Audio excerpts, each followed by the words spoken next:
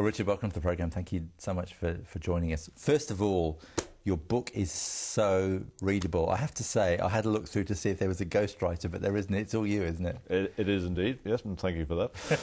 Are you conscious when you're there of the danger? Well, I think there is a level of danger, but putting it in context, for the vast majority of bombing provinces where we are operating, it is relatively benign compared to the rest of Afghanistan. There is an area up in the northeast where, because of a different ethnic mix, there are some problems, and you've got to balance out being aware of the situation and have your nerves a little bit on edge, but not being so totally overawed by it that it paralyses you.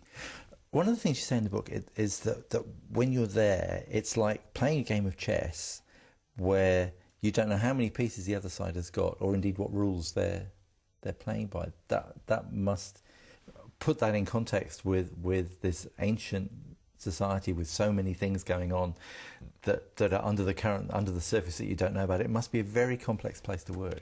It is complex, and it's complex because of the history and the recent history. It's complex because of local political agendas. It's complex because of different ethnic groupings, and it's also complex in terms of knowing what to do next. That is for the best.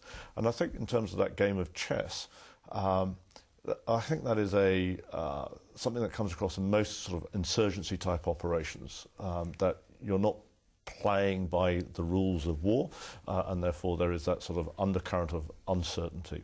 Does that make it hard for you as a commander because you don't know what you're asking your men to go into?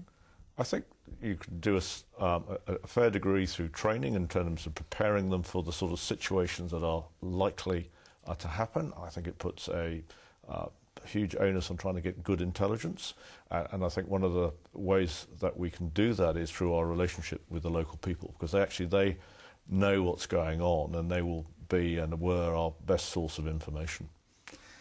The UN Secretary-General's Special Representative, Kai Ida, describes you as not your usual sort of military commander. What did he mean by that? I wish I knew. And I think possibly I found that my university experience was quite useful in that I'd sort of been working in a different sort of environment where leadership management was different from perhaps the normal military way of doing things, and that allowed me to engage with the local officials in a way that perhaps many other military commanders wouldn't have done. So it perhaps made me slightly broader and more understanding of the Afghan way of doing things. I mean, it was a culture where you don't rush decisions, people talk about things go round and round, and gently a sort of consensus starts coming up from the sort of body of people, which is similar in many ways to university life, but very different from the military way of doing things. But it's a very different culture to New Zealand or the West, really, isn't it? It's a completely different way of operating. It is, and I mean, whilst you prepare yourself as much as you can by reading and trying to understand that culture before you go there, it's when you're faced with it on a day-to-day basis that you realise quite how different it is. And even when you later on in the tour, even when I thought I knew what was going on and understand the culture, things would happen that would surprise me and sometimes shock me. And it was just part of that difficulty, but also part of the challenge and part of the delight of working with the people who thought differently. And I think where we've been successful is that actually we've been accepted because we are trying to respect their culture, and therefore they have brought us into their culture. I mean, I think one of the highlights for me was attending the Nora's religious ceremony, which I was invited to, which I thought was unusual because we were kept slightly apart from sort of the religion.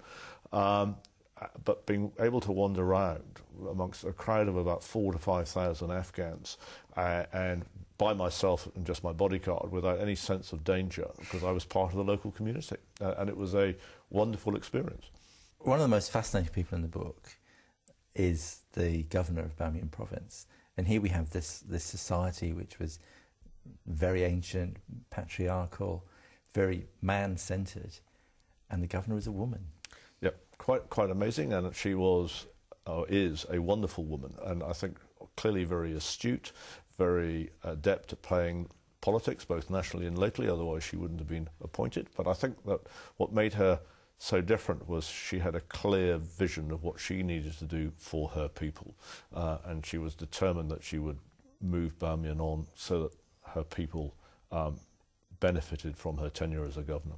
We hear lots of stories about corruption within the various levels of government within Afghanistan. It sounds like she had nothing to do with that, but that must make it difficult for you as Westerners coming in to work with a system that in many ways is broken.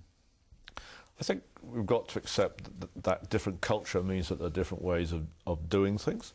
And whilst I'm not condoning corruption at all, and we try to do our best to highlight incidents of when we saw corruption taking place, you've got to work with the system.